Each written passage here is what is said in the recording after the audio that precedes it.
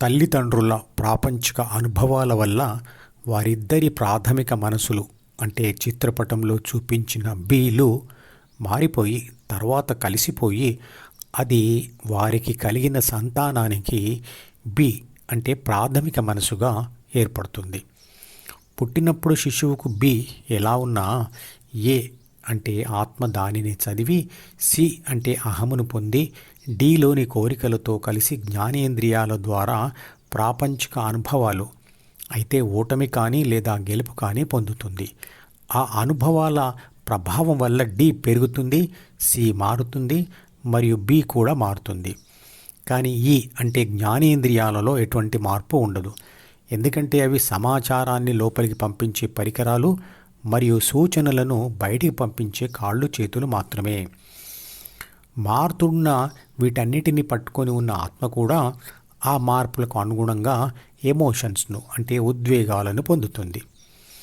అనుభవం ఓటమి అయినా లేదా గెలుపు అయినా మారిన బి, సి, డీలను పట్టుకున్న ఏ ఈ ద్వారా ఎఫ్కు మరింతగా అతుక్కుపోతుంది. బి మరియు సిలను కూడా డీలాగే మారుతున్న ఆత్మ యొక్క జ్ఞాపకాలు అనుకోవచ్చు.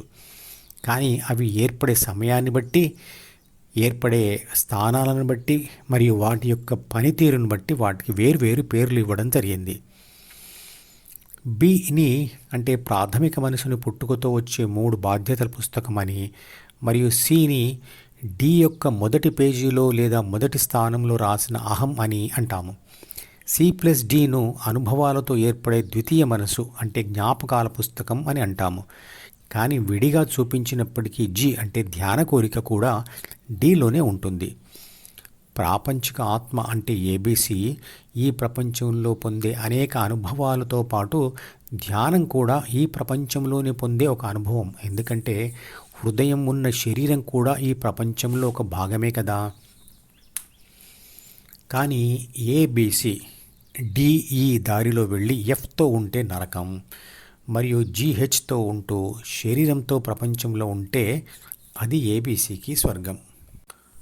శుక్లాంబరధరం విష్ణుం శశివర్ణం చతుర్భుజం అనే శ్లోకంను ప్రతి పని ప్రారంభంలో విఘ్నాలు జరగకుండా ఉండడానికి చదవబడుతుంది.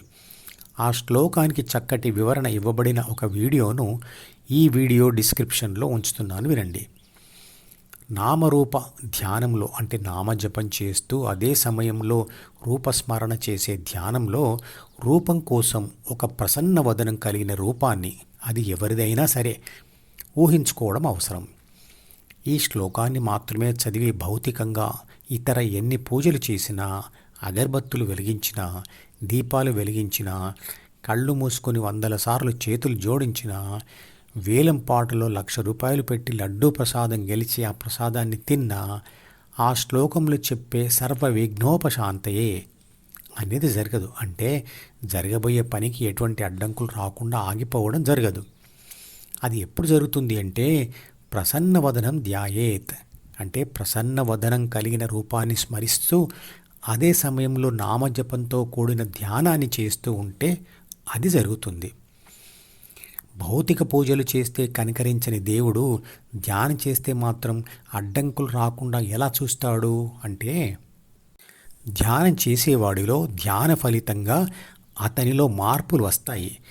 కానీ అది దేవుడి కనికరంతో కాదు.